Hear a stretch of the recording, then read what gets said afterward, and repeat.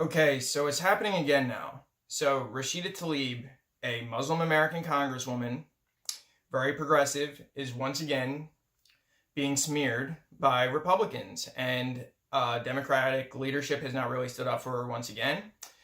This is not the first time that this has happened. We've obviously seen controversies around what Tlaib and Ilhan Omar have said. Ilhan Omar was the most notable one when Donald Trump was tweeting out videos of 9/11 and basically acting like she supported 9/11 or that she was somewhat in favor of it, or in the most generous description, didn't care. Obviously, that's not true. Obviously, they are just twisting their words out of context and trying to cut them where they need to cut them so that way they can make it seem like they're either making anti-Semitic comments or that they're pro 9/11, as outrageous as that is, that anybody that would be sitting in Congress would be pro 9/11. But that's how ridiculous it is, and actually their base kind of eats it up and gets all hostile towards these congresswomen. And they know that, so they continually do it. So anytime one of these Muslim American congresswomen ends up saying anything about Israel or Palestine or 9/11, anything they say that can be misconstrued or taken out of context, boom. Trump's on it. All of the Republican congressmen are on it. Fox News is on it. It's disgusting, and it's honestly awful. And it's going to lead to somebody being hurt at some point in time if they don't calm down the rhetoric. Because we've said this with Ilhan Omar 1,000 times now. She's receiving death threats. They tell Donald Trump that. Donald Trump doesn't care. Donald Trump continually keeps the rhetoric up. And then Rashida Tlaib is getting to be the same exact thing now. So I'll read you the quote that Rashida Tlaib said. I'll show you the, did I say quote or tweet? I said, well, I'll read you the quote for what Rashida Tlaib said. And then I will read you the tweet for Donald Trump. And we'll dive into exactly why it's even a problem to begin with. It should not be a problem at all. At the most not generous interpretation of this, Rashida Tlaib just didn't word it as well as she could have, which was basically the same situation with Ilhan Omar, where if you really look at it and you look at the context of what they're talking about and what they're saying, and you really read into it and you get an idea of what they're actually saying, it's fine. It is nothing that is anti-Semitic or even so much as anti-Israel as it is anti the Israeli government that's extremely right-wing, that is oppressing Palestine. And it obviously is not pro 9/11 either in Ilhan Omar's case, but they continually, and obviously Rashida Tlaib is not in favor of the Holocaust or doesn't think that the Holocaust is a big deal.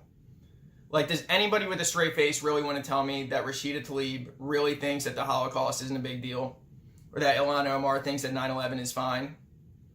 Seriously. I would love for you to tell me that without smirking, that you're just being an absolutely disingenuous piece of garbage if you're doing something like that. And I don't go as far to call people pieces of garbage all the time, but if you're going and smearing these Muslim American congresswomen like Ilhan Omar and Rashida Tlaib solely based because you know that because they're Muslim, there is already a stigma around them, especially in the conservative base. And you know if you smear them and take them out of context, that you can cause an uproar on your side and even in the more conservative sides of the Democratic Party.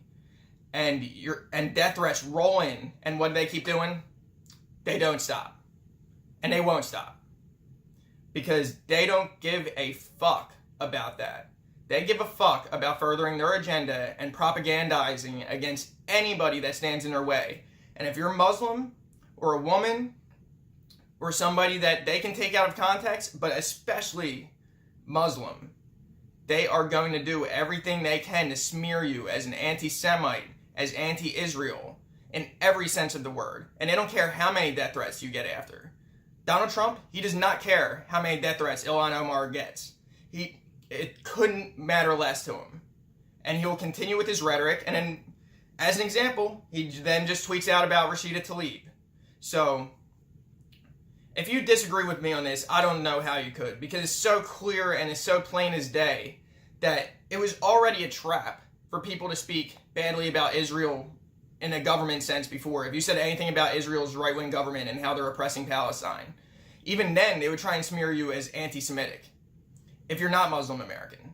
If you're Muslim American, they know that they know that their base will eat that up if you start smearing them as anti-Semitic and take their words out of context. And that Fox News will run it all day because they know that's their type of target. That is their perfect target to go after, is somebody who is Muslim, who talks about Israel.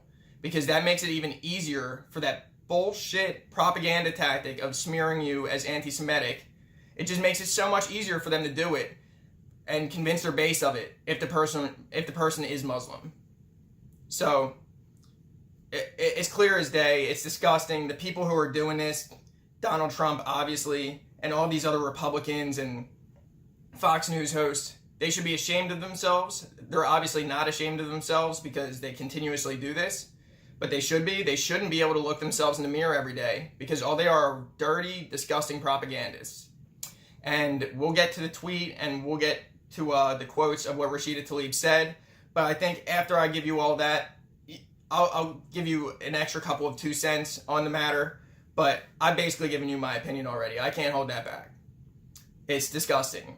And every single one of those people that does this and smears Rashida Tlaib or Ilhan Omar, when they know that their lives are in danger, when they know that they're getting a ton of death threats, when they know that there are already people that were planning and putting Ilhan Omar's name on a list for them to assassinate, and that there's been pipe bombs being sent to Democratic candidates and members of the Democratic Party already. So you really don't think there's any other lunatics that are Trump fans that may send a pipe bomb to Ilhan Omar? It just fuck off.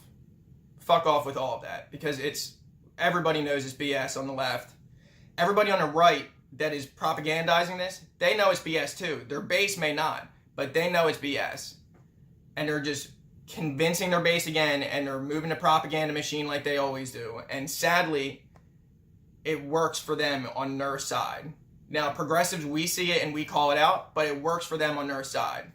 And it's disgusting. These quotes are directly from Rashida Tlaib, and these are her comments on the Holocaust and Israel and Palestine that she made the other day. There's kind of a calming feeling I always tell folks when I think of the Holocaust and the tragedy of the Holocaust, and the fact that it was my ancestors, Palestinians, who lost their land, and some lost their lives, their livelihood, their human dignity, their existence in many ways, and have been wiped out, some people's passports. I mean, just all of it was in the name of trying to create a safe haven for Jews post the Holocaust, post the tragedy and a horrific persecution of Jews across the world at that time. And I love the fact that it was my ancestors that provided that right in many ways. But they did it in a way that took their human dignity away, right? And it was forced on them. And so when I think about one state, I think about the fact that why couldn't we do it in a better way? I want a safe haven for Jews. Who doesn't want to be safe? I'm humbled by the fact that it was my ancestors that had to suffer for that to happen. But I will not turn my back and allow others to hijack it and say that it has become some extremist approach because they're coming from a place of whatever it is, of division, inequality. So then our super truthful president chimed in and decided to smear the congresswoman and say Democrat Representative Tlaib is being slammed for a horrible and highly insensitive statement on the Holocaust. She obviously has tremendous hatred of Israel and of the Jewish people. Are you kidding me? Can you imagine what would happen if I ever said what she said and says? Well, there actually have been things where he basically said that the Republican Jewish coalition isn't going to like him because he's not going to take their money. So they can't buy him. So he's playing into anti-Semitic tropes far more there than she is in the quote that he's trying to smear her with is hating Jewish people. So then what is his opinion on himself? But obviously he's not being remotely trustworthy, and he's just basically trying to do a hatchet job. So yeah, obviously when she's talking about the Holocaust and getting a calming feeling, she is not talking about that she gets a calming feeling that Jews were slaughtered in the Holocaust. What she is saying is that she gets a calming feeling from the fact that despite the tragedy of her people, the Palestinians, being kicked out of their land and having it given to Israel for the people, for Jews at the time, so that way they could have a safe haven. That is what she's saying she gets the calming feeling about. It is not something about, oh, I get a calming feeling out of Jews having to flee for their lives after being slaughtered and needing a new country so that way they can feel some kind of safety and security.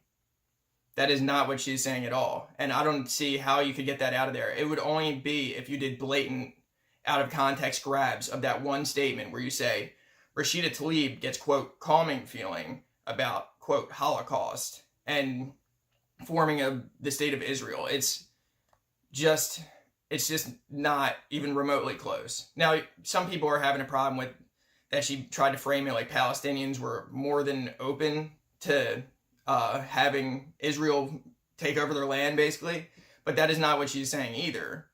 She said that was basically forced upon them. So it is not that she is saying, yes, we open arms, just gave Israel the land, and that's what gives me the calming feeling either. She is saying that she gets the calming feeling from the fact that despite her people having to go through that hardship of having their land taken, that at least it was for such a good cause to give Jews a safe haven of the state of Israel after the Holocaust, which was a tragedy.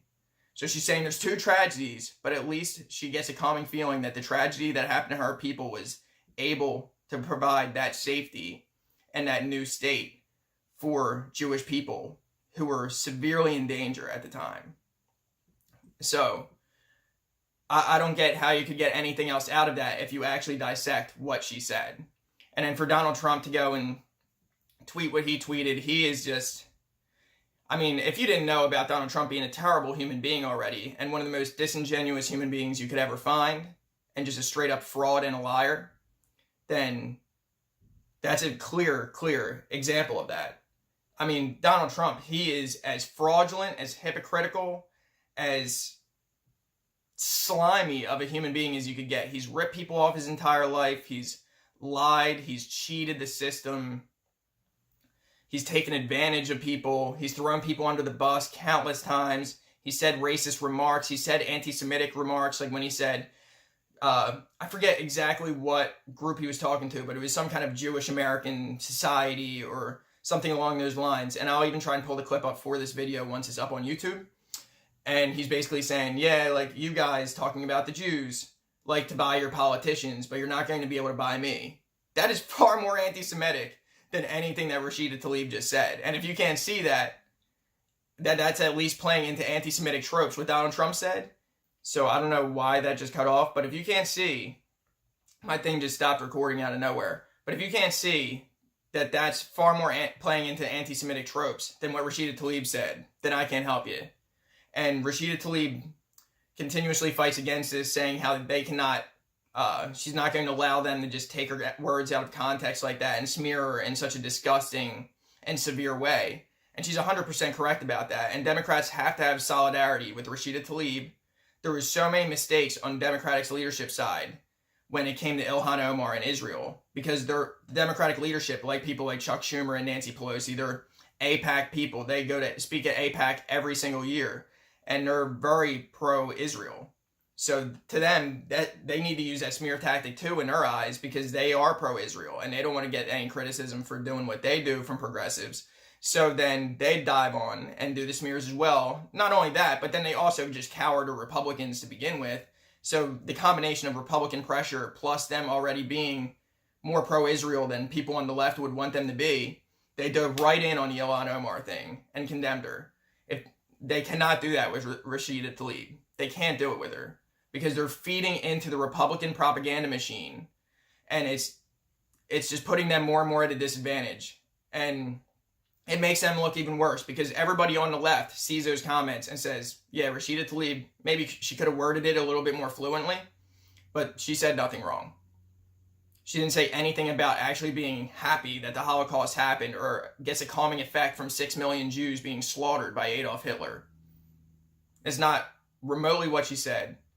And for the Republican propaganda machine to try and smear her as saying something along those lines, it's gross. And I can't find another term to describe it better than how gross and disgusting it is, especially since we've seen that when this hype machine starts going against a Muslim American congresswoman like Ilhan Omar, that death threats flood in. So they don't think about the repercussions about their actions, and in most of their cases, like Donald Trump's case, they don't care about the repercussions of their actions. And that's just the bottom line.